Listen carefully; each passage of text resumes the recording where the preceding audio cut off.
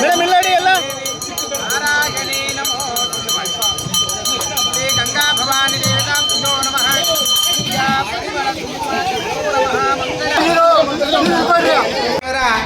ಸ್ಥಿರಬಿಂಬ ಪ್ರತಿಷ್ಠಾಪನಾ ಮಹೋತ್ಸವದ ಪ್ರಥಮ ದಿವಸವಾದ ಇಂದು ಶುಭ ಮಂಗಳ ಗೋಧೂಳಿ ಲಗ್ನದಲ್ಲಿ ಗಂಗಾ ಭವಾನಿ ಪೂಜೆಯೊಂದಿಗೆ ಕಲಶ ಕನ್ನಡಿಗಳೊಂದಿಗೆ ದೇವಾಲಯವನ್ನ ಆಲಯ ಪ್ರವೇಶವನ್ನ ಎಲ್ಲರೂ ಮಂಗಳಾರತಿಯನ್ನ ಸ್ವೀಕರಣೆಯನ್ನು ಮಾಡಿ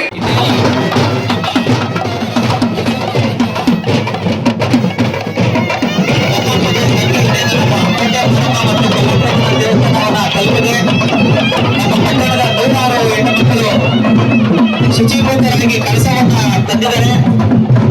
ನಮ್ಮ ಪ್ರಧಾನ ಅರ್ಚಕರಾದಂತಹ ಶ್ರೀರಾಚಾರ್ಯ ಅವರ ಮಾರ್ಗದರ್ಶನದಲ್ಲಿ, ಅಶ್ವತ್ಥನಾರಾಯಣಾಚಾರ್ಯ ಅವರ ಮಾರ್ಗದರ್ಶನದಲ್ಲಿ ನಮ್ಮ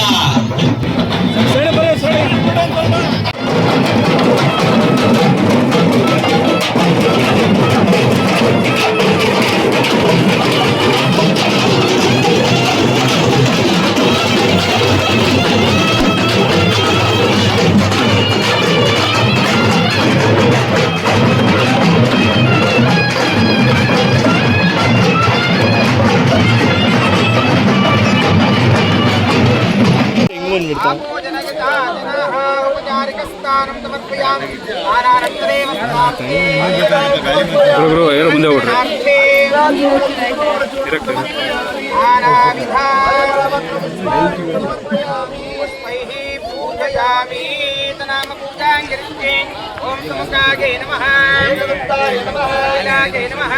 ರೀತಿಯಲ್ಲಿ ಮಾಡಿದ್ದಾರೆ.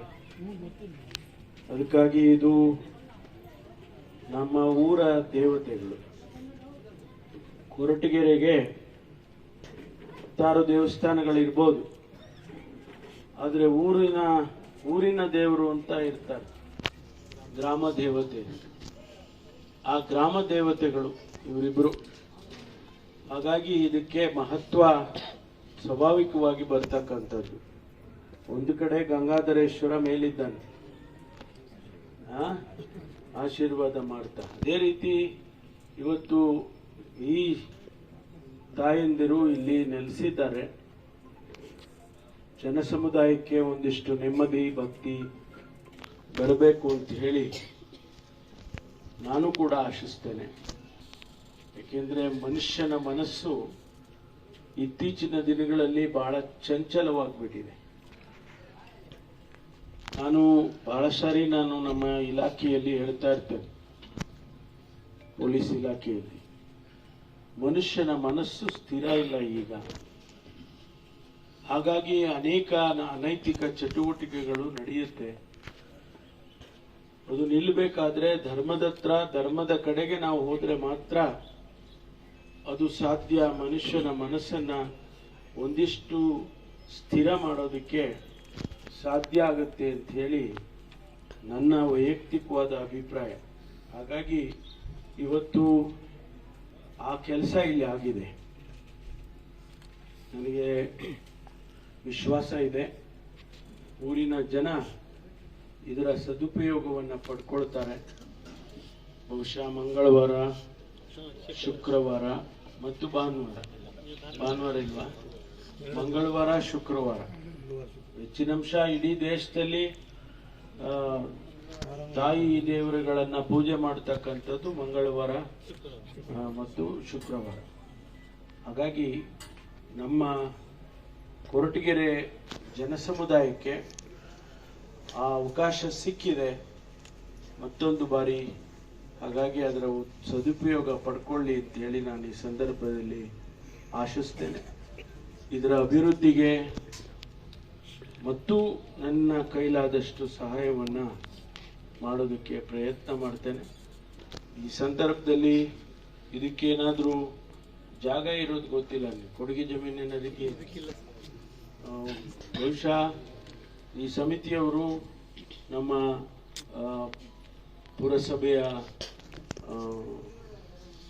ಚೀಫ್ ಆಫೀಸರ್ಗೆ ಅಥವಾ ತಹಶೀಲ್ದಾರ್ಗೆ ನೀವು ಒಂದು ಅರ್ಜಿಯನ್ನು ಕೊಟ್ಟರೆ ಆ ಅರ್ಜಿ 1 ಎಕರೆನೋ 2 ಎಕರೆನೋ ಜಮೀನನ್ನು ಕೇಳಿ ಮುಂದಿನ ದಿನಗಳಲ್ಲಿ ಒಂದು ಕಲ್ಯಾಣ ಮಂಟಪ, ಒಂದು ಸಮುದಾಯ ಭವನ ಊರಿಂದ ಹೊರಗಡೆ ಇದ್ರೂ ಪರವಾಗಿಲ್ಲ, ಅವರ ಹೆಸರಿನಲ್ಲಿ ಹೊರಗಡೆ ಇದ್ರೂ ಕೂಡ ಪರವಾಗಿಲ್ಲ, ಜನಸಮುದಾಯಕ್ಕೆ ಅನುಕೂಲ ಆಗ್ತಕ್ಕಂಥ ಕೆಲಸವನ್ನು ತಾವು ಮಾಡಿದರೆ ಅನುಕೂಲ ಆಗುತ್ತೆ. ನನ್ನ ಸಹಕಾರ ಸಂಪೂರ್ಣವಾಗಿ ಇರುತ್ತೆ ಅಂತ ಹೇಳಿ ನಾನು ಈ ಸಂದರ್ಭದಲ್ಲಿ ಹೇಳಿ, ನನಗೆ ಅವಕಾಶ ಕೊಟ್ಟಿದ್ದಕ್ಕಾಗಿ ಈ ಸಮಿತಿಯವರಿಗೆ ಮತ್ತು ತಮ್ಮೆಲ್ಲರಿಗೂ ಕೂಡ ನಾನು ಅಭಿನಂದನೆಯನ್ನು ಹೇಳಿ ನನ್ನ ಮಾತು ಮುಗಿಸ್ತೇನೆ. ಎಲ್ಲರಿಗೂ ನಮಸ್ಕಾರ. ಈ ಜೀರ್ಣೋದ್ಧಾರ ಕೆಲಸ ಬಹಳ ಶ್ರದ್ಧೆಯಿಂದ, ಬಹಳ ಭಕ್ತಿಯಿಂದ ಮಾಡಿದ್ದಾರೆ. ಅವರೆಲ್ಲರಿಗೂ ಸಹ ನಾನು ಅಭಿನಂದನೆಗಳನ್ನು ಈ ಸಂದರ್ಭದಲ್ಲಿ ಸಲ್ಲಿಸ್ತೇನೆ. ಕಷ್ಟ, ದೇವಸ್ಥಾನ ಜೀರ್ಣೋದ್ಧಾರ ಮಾಡೋದು ಬಹಳ ಕಷ್ಟದ ಕೆಲಸ. ಯಾಕೆಂದ್ರೆ ಅದಕ್ಕೆ ಅನೇಕ ಪದ್ಧತಿಗಳಿರ್ತವೆ. ಆ ಪದ್ಧತಿಗಳು ನಮ್ಮ ಪೂರ್ವಜರು ಮಾಡಿರ್ತಾರೆ, ಅದನ್ನು ಒಂದು ಕಡೆ ಉಳಿಸ್ಕೋಬೇಕು. ಮತ್ತು ಜೊತೆಗೆ ಒಂದಿಷ್ಟು ಆಧುನಿಕತೆಯು ಕೂಡ ಇರಬೇಕು. ಇದನ್ನ ಮಾಡೋದಕ್ಕೆ ಬಹಳ ಸುಲಭ ಅಂತ ಹೇಳಿ ಯಾರೋ ಅಂದ್ಕೊಳ್ಳೋದು ಬೇಡ. ಒಂದು ಕಡೆ ಹಣದ ಕೊರತೆ ಇರುತ್ತೆ, ಮತ್ತೊಂದು ಕಡೆ ಒಬ್ಬೊಬ್ರು ಒಂದೊಂದು ಸಲಹೆಗಳನ್ನು ಕೊಡ್ತಿರ್ತಾರೆ. ಹಾಗಾಗಿ ಈ ಕೆಲಸ ಬಹಳ ಪ್ರಾಮಾಣಿಕ. ಕೊರಟಗೆರೆ ಮಾರಮ್ಮ ಮತ್ತು ಕೊಲ್ಲಾಪುರದಮ್ಮ ದೇವಸ್ಥಾನದ ಜೀರ್ಣೋದ್ಧಾರದ ಹಿನ್ನೆಲೆಯಲ್ಲಿ ದೇವಸ್ಥಾನದ ನೂತನವಾಗಿರ್ತಕ್ಕಂಥ ರೀತಿಯಲ್ಲಿ ದೇವಸ್ಥಾನವನ್ನು ಮಾಡುವಂಥ ಪ್ರಯತ್ನವನ್ನು ಮಾಡಿದೆ. ಅದು ಎಲ್ಲೋ ಒಂದು ಕಡೆಗೆ ಐತಿಹಾಸಿಕವಾಗಿರ್ತಕ್ಕಂಥ ದೇವಸ್ಥಾನ. ಅದು ನಾವು ಕಂಡು ಬರತಕ್ಕಂಥದ್ದು ಕೆಲವೇ ಪ್ರದೇಶಗಳಲ್ಲಿ, ಮಧುಗಿರಿ ಇರ್ಬೋದು, ಕೊರಟಗೆರೆ ಇರ್ಬೋದು, ಸಿರಾ ಇರ್ಬೋದು, ಈ ರೀತಿಯಾಗಿರ್ತಕ್ಕಂಥ ಪ್ರದೇಶಗಳಲ್ಲಿ ಐತಿಹಾಸಿಕತೆಯನ್ನು ಸಾರುವಂತಹ ದೇವಸ್ಥಾನಗಳು ಇವತ್ತು ಇರ್ತಕ್ಕಂಥದ್ದು ನಾವು ನೋಡ್ಬೋದು. ಅದನ್ನು ಆಯಾ ಕಾಲಕ್ಕೆ ಸಂಬಂಧಿಸಿದಂತೆ ಜೀರ್ಣೋದ್ಧಾರ ಮಾಡ್ತಕ್ಕಂಥ ಕೆಲಸನೂ ಕೂಡ ಅಷ್ಟೇ ಊರಿನ ಪ್ರಮುಖರೆಲ್ಲರೂ ಕೂಡ ಮುಖಂಡರುಗಳು ಸೇರಿ ಮಾಡಿರ್ತಕ್ಕಂಥದ್ದು. ಬಹುಶಃ ನಮ್ಮ ಸಂಸ್ಕೃತಿ ಸಂಪ್ರದಾಯ ಅದನ್ನು ಎಲ್ಲಿದೆ ಅಂತೇಳಿ ಗೊತ್ತಾಗಬೇಕಾದಾಗ ಇಂತಹ ದೇವಸ್ಥಾನಗಳಿಗೆ ಹೋದಾಗ ಮಾತ್ರ ಗೊತ್ತಾಗ್ತದೆ.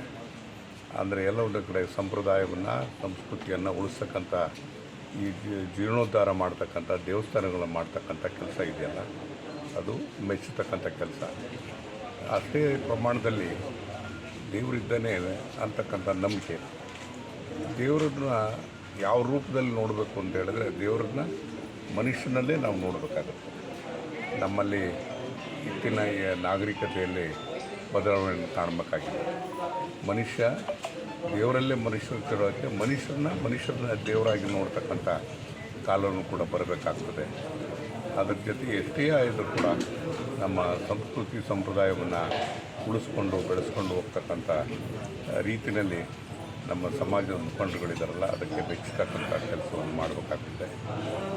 ಅವರ ಎಲ್ಲ ಪ್ರಯತ್ನದಲ್ಲಿ ದೇವರು ಒಳ್ಳೇದು ಮಾಡಲಿ, ತಾಯಿ ಶಕ್ತಿಯನ್ನು ನೀಡಲಿ ಮತ್ತು ಮುಂದೆ ಸಹಸ್ರಾರು ವರ್ಷಗಳ ಕಾಲ ಈ ಸಂಸ್ಕೃತಿ ಬೆಳೆದು ಬಂದಿದ್ದನ್ನು ನೆನೆಸುವಂಥ ರೀತಿಯಲ್ಲಿ ಅದು ಕಂಡು ಬರಲಿ ಅಂತೇಳಿ ನಾನು ಆಶಿಸ್ತೇನೆ.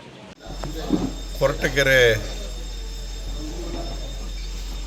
ಮಾರಮ್ಮ ಮತ್ತು ಕೊಲ್ಲಾಪುರದಮ್ಮ ದೇವಸ್ಥಾನದ ಜೀರ್ಣೋದ್ಧಾರದ ಹಿನ್ನೆಲೆಯಲ್ಲಿ ದೇವಸ್ಥಾನದ ನೂತನವಾಗಿರ್ತಕ್ಕಂಥ ರೀತಿಯಲ್ಲಿ ದೇವಸ್ಥಾನವನ್ನು ಮಾಡುವಂಥ ಪ್ರಯತ್ನವನ್ನು ಮಾಡಿದೆ. ಅದು ಎಲ್ಲ ಒಂದು ಕಡೆಗೆ ಐತಿಹಾಸಿಕವಾಗಿರ್ತಕ್ಕಂಥ ದೇವಸ್ಥಾನ. ಅದು ನಾವು ಕಂಡು ಬರತಕ್ಕಂಥದ್ದು ಕೆಲವೇ ಪ್ರದೇಶಗಳಲ್ಲಿ, ಮಧುಗಿರಿ ಇರ್ಬೋದು, ಕೊರಟಗೆರೆ ಇರ್ಬೋದು, ಸಿರಾ ಇರ್ಬೋದು, ಈ ರೀತಿಯಾಗಿರ್ತಕ್ಕಂಥ ಪ್ರದೇಶಗಳಲ್ಲಿ ಐತಿಹಾಸಿಕತೆಯನ್ನು ಸಾರುವಂತಹ ದೇವಸ್ಥಾನಗಳು ಇವತ್ತು ಇರ್ತಕ್ಕಂಥದ್ದು ನಾವು ನೋಡ್ಬೋದು.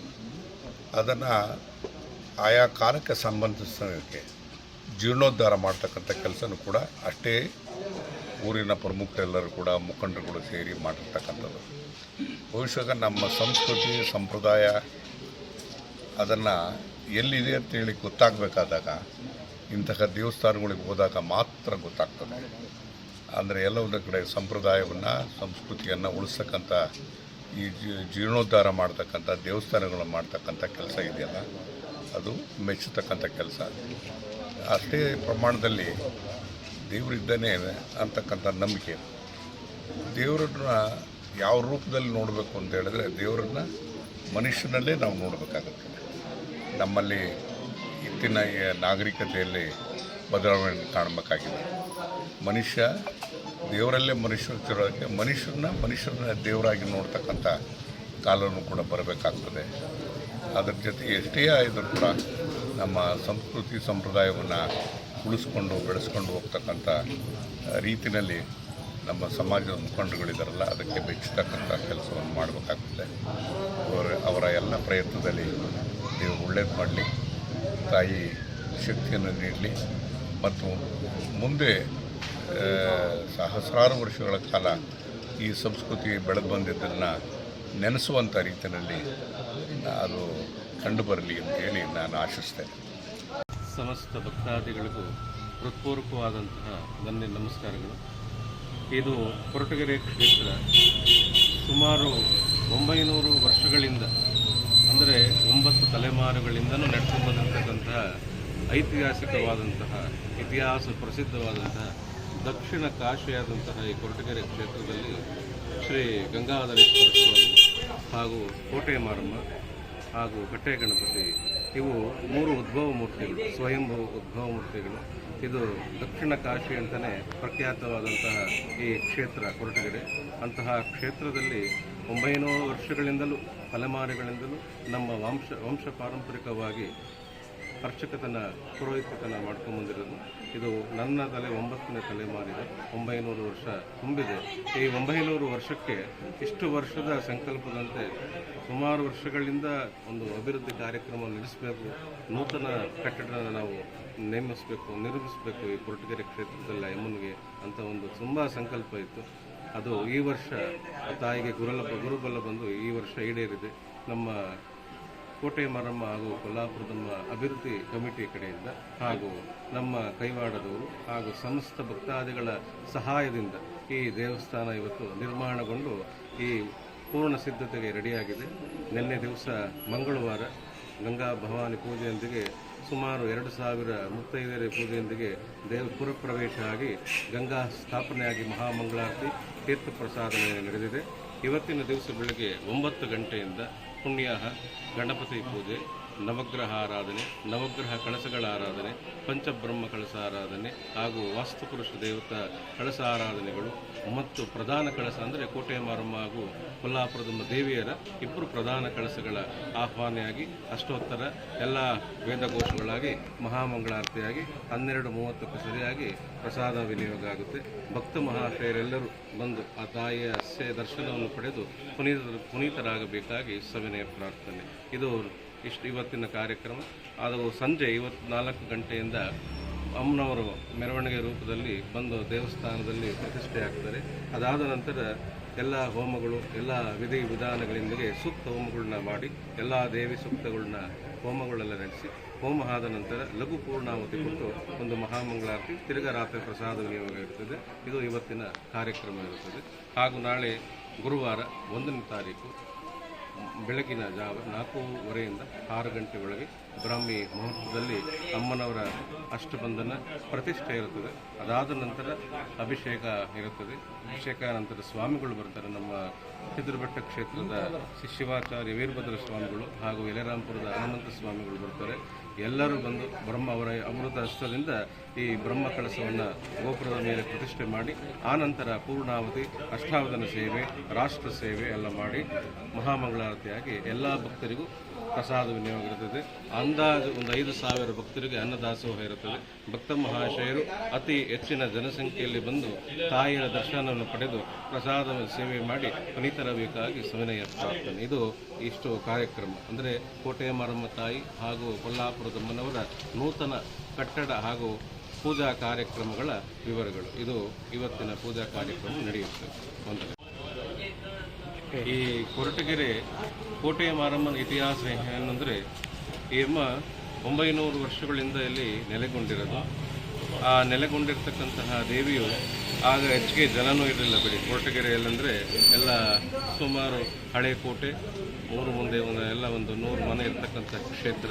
ಅಂತಹ ಕಾಲದಿಂದನೂ ನಡ್ಕೊಂಡ್ಬಂದಿದೆ. ಇದು ಮೊದಲು ಮರ ಇತ್ತು. ಆ ಮರದಲ್ಲಿ ಹೆಂಚಾಗಿ ಬಗ್ಸಿದ್ರು. ಅದು ಪ್ರತಿ ಮಂಗಳವಾರ ಶುಕ್ರವಾರ ಜನನೇ ಇರೋವಾಗ ಅವಾಗ ಬಂದು ಪೂಜೆ ನಡೆಸ್ಕೊಂಡು ಹೋಗ್ತಾಯಿದ್ರು. ಇತ್ತೀಚೆಗೆ ನಮ್ಮ ತಂದೆಯವರು ಶ್ರೀಧರಾಚಾರ್ಯರು ಬಂದು ಪೂಜಾ ಕೈಂಕರ್ಯಗಳನ್ನು ನಿಷ್ಠೆಯಿಂದ ಮಾಡಿ ಎಲ್ಲ ಹಳ್ಳಿಗೂ ಹೋಗಿ ಪ್ರಚಾರವನ್ನು ಮಾಡಿ ಆ ತಾಯಿಗೆ ಭಕ್ತಾದಿಗಳನ್ನ ಹೆಚ್ಚಿನ ರೀತಿಯಲ್ಲಿ ಗಮನ ಸೆಳೆದು ಆ ತಾಯಿ ಇಷ್ಟಾರ್ಥಗಳೆಲ್ಲ ನೆರವೇರಿಸಿ ಆ ಭಕ್ತಾದಿಗಳು ಹೆಚ್ಚಿನ ಸಂಖ್ಯೆಯಲ್ಲಿ ಬರೋರಾದರು. ಆಗ ದೇವಿ ಪ್ರಬುದ್ಧಮಾನಕ್ಕೆ ಬಂದು ಇವತ್ತಿನ ದಿವಸ ಈ ಕ್ಷೇತ್ರ ಅಭಿವೃದ್ಧಿಯಾಗಿ ಕ್ಷೇತ್ರ ಪಾಲಕರಾಗಿ 2 ದೇವತೆಗಳು ಇಲ್ಲಿ ನೆಲೆಸಿದ್ದಾರೆ. ಎಲ್ಲ ಭಕ್ತರಿಗೂ ಒಳ್ಳೆಯದಾಗಲಿ ಅಂತ ಈ ಸಂದರ್ಭದಲ್ಲಿ ಕೇಳ್ಕೊತೀನಿ. ಇದರ ಇತಿಹಾಸ ಹೇಳಕ್ಕೆ ಹೋದರೆ ತುಂಬ ಇದೆ. ಆದ್ರೂ ಇದು ಟಿಪ್ಪು ಸುಲ್ತಾನ್ ಕಾಲದ್ದು 900 ವರ್ಷದ ಮೂಲ ದೇವರು. ಇದು ಕೋಟೆ ಮಾರಮ್ಮ. ಇದು ಸನತ್ತು ಮೈಸೂರು ಸಂಸ್ಥಾನಕ್ಕೆ ಕೊರಟಗೆರೆಗೂ ತುಂಬ ಅಮೂಲ್ಯವಾದಂತಹ ಸಂಬಂಧ ಇದೆ. ಮೈಸೂರು ರಾಜ ಕೃಷ್ಣರಾಜ ಒಡೆಯರವ್ರಿಗೂ ಬಂದು ಇಲ್ಲಿ ಇನಾಮತಿ ಬಂದು ಶಾನ್ಭೋಗ್ರ ಮನೆಯಲ್ಲಿ ಬಂದು ಎಲ್ಲ ಗೌಡಾಣಿಕೆ ಮಾಡುವಾಗ ಇಲ್ಲಿಗೆ ಬಂದು ಆ ಅಮ್ಮನಿಗೆ ದರ್ಶನ ಮಾಡಿ ಹೋಗ್ತಾ ಇದ್ರು. ಅಂದರೆ ಇಲ್ಲಿ ಸನದಿದೆ. ಮೈಸೂರು ಕೋಟೆ ಮಾರಮ್ಮ ದೇವಸ್ಥಾನದಲ್ಲಿ ಉತ್ತರ ಭಾಗದಲ್ಲಿದೆ. ಅಲ್ಲೂ ಪೂಜೆ ನಡೆಯುತ್ತೆ. ಅವಾಗೆಲ್ಲ ಇಲ್ಲಿಂದ ಬಿಟ್ಟು ಹೋಗಿದ್ದಾಳೆ ಅಂತ ಅನ್ನೋರು ಆ ತಾಯಿ ತಿರುಗ ಬಂದು ನಮ್ಮ ಕ್ಷೇತ್ರದಲ್ಲಿ ನೆಲೆಸಿದ್ದಾಳೆ. ಎಲ್ಲ ಪರವಾಗಿ ಭಕ್ತಾದಿಗಳು ಅವರವರ ಕಷ್ಟಗಳನ್ನ ಹೇಳ್ಕೊಂಡು ಪರಿಹಾರ ಮಾಡ್ಕೊತಿದ್ದಾರೆ. ಇನ್ನು ಹೆಚ್ಚಿನ ರೀತಿಯಲ್ಲಿ ಅವರ ಕಷ್ಟಗಳು ಬಗೆಹರಿಲಿ, ಊರಿಗೆ ಒಳ್ಳೆಯದಾಗಲಿ, ಇಡೀ ಗ್ರಾಮಕ್ಕೆ ಒಳ್ಳೆಯದಾಗಲಿ ಅಂತ ಈ ಸಂದರ್ಭದಲ್ಲಿ ಕೇಳ್ಕೊತೀವಿ. ಎಲ್ಲರಿಗೂ ನಮಸ್ಕಾರ. ಶ್ರೀ ಕೋಟೆ ಮಾರಮ್ಮ ದೇವಿ ಹಾಗೂ ಕೊಲ್ಲಾಪುರದಮ್ಮ ದೇವಿಯವರ ಪ್ರತಿಷ್ಠಾಪನಾ ಮಹೋತ್ಸವದ ಪ್ರಥಮ ದಿವಸವಾದ ಇಂದು ಶ್ರೀ ಮಹಾದೇವಿಗೆ ಗಂಗಾ ಭವಾನಿ ಪೂಜೆಯೊಂದಿಗೆ ಆಲಯ ಪ್ರವೇಶವನ್ನು ಮಾಡಿದ್ದೇವೆ. ಅಂದರೆ ಗಂಗಾ ಭವಾನಿ ಪೂಜೆ ಎಂದರೆ ಆ ಗಂಗೆಯನ್ನು ಸಾಕ್ಷಾತ್ ಪರಮಶಿವನ ಅನುಗ್ರಹದಿಂದ ಆ ಗಂಗೆಯನ್ನು ಉದ್ಭವಿಸಿ ಯಾವುದೇ ಪುಣ್ಯ ಕಾರ್ಯಗಳನ್ನು ಮಾಡಿದಾಗ, ಶುಭ ಕಾರ್ಯಗಳನ್ನು ಮಾಡಿದಾಗ ಅಲ್ಲಿ ಗಂಗೆಯನ್ನು ಕರೆತಂದು ನಾವು ಯಾವುದೇ ಕಾರ್ಯವನ್ನು ಮಾಡಿದಾಗ ಅಲ್ಲಿ ಜಯಪ್ರಾಪ್ತಿ ಆಗುತ್ತೆ ಎಂಬುದಾಗಿ ಶಾಸ್ತ್ರಾನುಸಾರರು ಹೇಳಿದ್ದಾರೆ. ಹಾಗಾಗಿ ಆ ಒಂದು ಗಂಗೆಯನ್ನು ಉದ್ಭವಿಸಿ ಆ ಗಂಗೆಯ ಪೂಜಾದಿಗಳನ್ನು ಸುಮಂಗಲಿಯರಿಂದ ಗಂಗಾ ಪೂಜಾದಿಗಳನ್ನು ಮಾಡಿಕೊಂಡು ಆ ದೇವಾಲಯವನ್ನು ಪ್ರವೇಶ ಮಾಡೋದ್ರಿಂದ ಅಲ್ಲಿ ಚೈತನ್ಯಗಳು ಪ್ರಾಪ್ತವಾಗುತ್ತೆ ಹಾಗೂ ಶಕ್ತಿಗಳು ಪ್ರಾಪ್ತವಾಗುತ್ತೆ ಎಂಬುದಾಗಿ ಶಾಸ್ತ್ರದಲ್ಲಿ ಹೇಳಿರ್ತಕ್ಕಂಥದ್ದು. ಹಾಗಾಗಿ ಈ ಪ್ರಥಮ ದಿವಸವಾದ ಇಂದು ಆ ಒಂದು ಮಹಾ ಸರ್ವಮಂಗಳೆಯರ ಪ್ರತಿಷ್ಠಾಪನಾ ಮಹೋತ್ಸವದ ಅಂಗವಾಗಿ ಗಂಗಾ ಪೂಜೆಯೊಂದಿಗೆ ಈ ಒಂದು ದಿವಸದ ಕಾರ್ಯಕ್ರಮವನ್ನು ಆರಂಭ ಮಾಡಿದ್ದೇವೆ. ಮತ್ತೆ ಮರುದಿನ ಪ್ರಾತಃ ಕಾಲ ಬೆಳಗ್ಗೆ ಪೂಜಾ ಕಾರ್ಯಗಳು ಪ್ರಾರಂಭವಾಗುತ್ತವೆ. ಈ ಒಂದು ಕಾರ್ಯಕ್ರಮದಲ್ಲಿ ಸರ್ವರೂ ಸಹಿತ ಪಾಲ್ಗೊಂಡು ಆ ಮಹಾದೇವಿಯ ಕೃಪಾ ಕಟಾಕ್ಷಕ್ಕೆ ಪಾತ್ರರಾಗಿ ಜಗನ್ಮಂಗಳೆ ಅನುಗ್ರಹಕ್ಕೆ ಪಾತ್ರರಾಗಬೇಕಾಗಿ ಸವಿನಯ ಪ್ರಾರ್ಥನೆ. ಶುಭಂ ಭೂಯಾತ್, ಸರ್ವರಿಗೂ ಮಂಗಳವಾಗಲಿ.